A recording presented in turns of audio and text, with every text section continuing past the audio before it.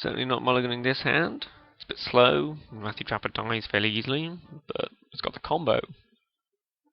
Who could say no to the combo? I mean, it doesn't have any green mana either. This hand's actually not great. That helps. I mean, it doesn't help as much as like a Raven's Crime would, because then I could Raven's Crime him turn 1, and Raven's Crime him twice on turn 2, and all the rest of it. Hopefully he doesn't have an answer to the Wrathy Trapper, and I can just Dirkwood Baloth it to death. Is there an argument for absorbing for a forest instead of playing Wrathy Trapper? If he's left up Glacial Rain, then yeah. What's Wrathy Trapper do right now? Absorb for a forest, and I code him with Reach. Then I Worms Harvest for 0 worms? Is that really something I'm planning to do? I really hope that's not something I'm planning to do.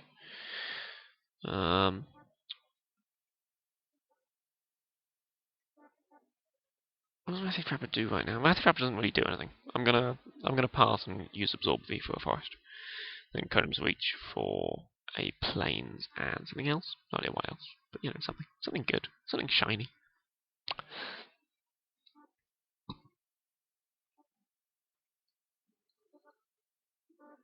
So the next thing I'm doing is Absorb V, basic land cycle.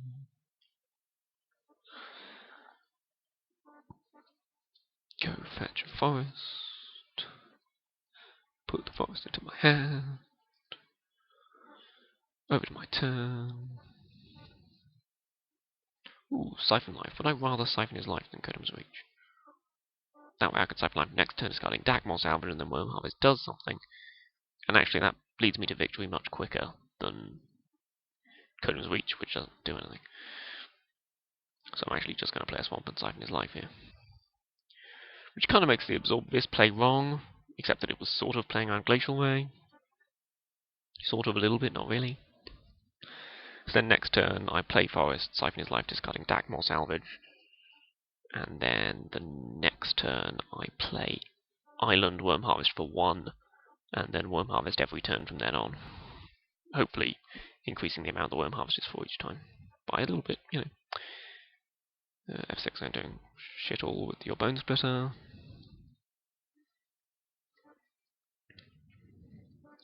This is why Worm Harvest is so good, it just takes over the game. Do I want to Siphon Life, or do I want to Ravens... What kind of a question is that? I want to Ravens Crime him every time I possibly can. So I'm going to Ravens Crime you once. For a Swamp. Yeah, this is insane. Like, he passed the turn with a hand, and he's going to untap next turn without one. Ravens Crime you again. And I'm going to untap next turn and make worms. Then I'm going to untap the next turn and make worms.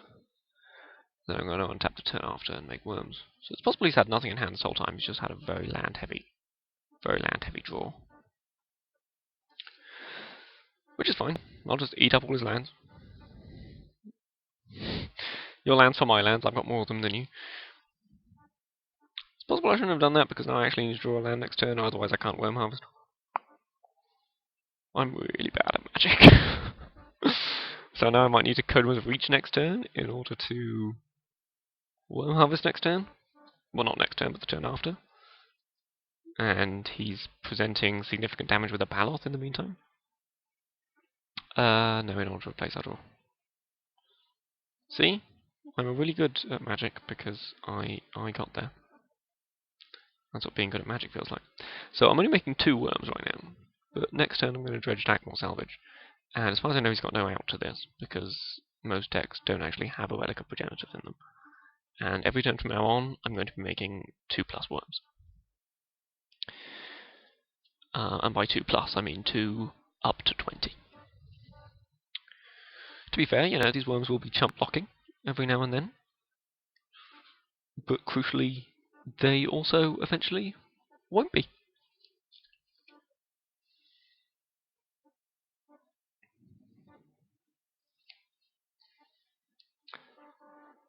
Like, from this point on, the game is pretty dull from my perspective. Like, all decision has kind of gone out of the world. No, actually, there will be decisions. Because he might play Thundercloud Shaman. and there's ways you can sort of play around Thundercloud Shaman. And it's important to me that I kill him in the quickest way possible to avoid Thundercloud Shaman. Like, it's possible I should have taken that 7 and cracked back in for 2, because actually that's fairly... I would love to replace my draw step this turn. And I milled a land as well, it's always useful. I'd like to free trace you.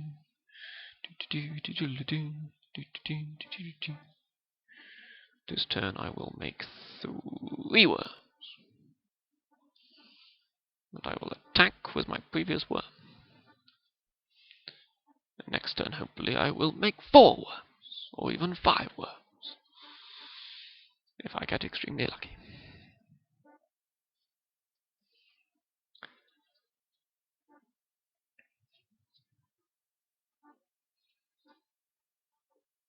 He found his 5th land drop. Good for him. No blocks. I would love to replace my doorstep. And I milled 2 lands, because I'm really good at magic. So I will retrace my worm harvest for 5 worms. Which is now enough to block his Baloth and kill it.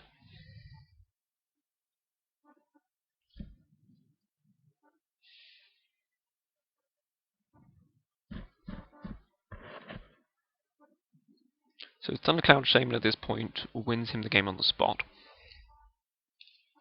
So you know what I said about playing around Thundercloud Shaman? Yeah. So next turn I might actually just Siphon Life.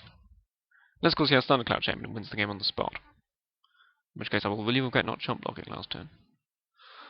Because my theory was I need to kill him much quicker, and taking 7 is kind of fine for me at this point in time. But what I didn't bother to do was maths. I was going to say he's tapping that mana awfully quickly, but no, it's just a Mongol Marshal. Phew. So he's keeping back the Dirkwood Baloth, still going to dredge the Dagmor Salvage. Awesome, hit another Dagmor Salvage. So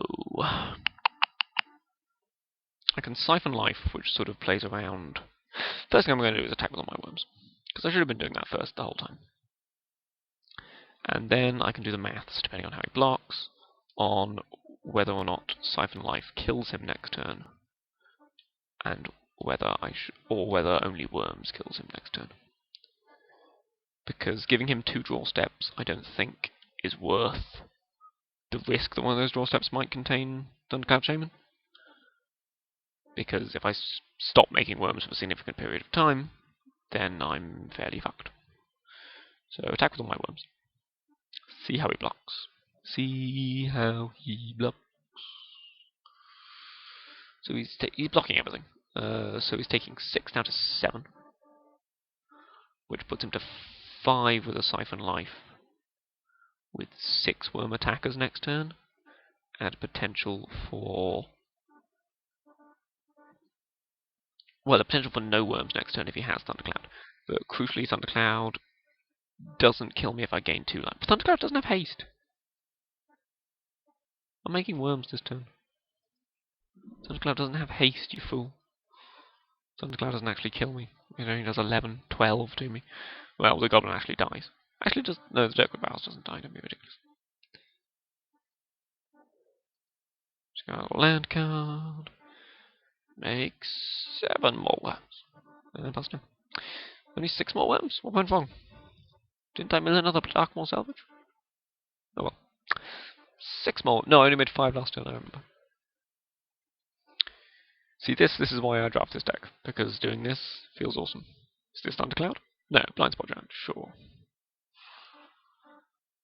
So if he attacks here, I just chump both of them, I think. I can't think of a thing that gives trample. Yeah, and I won.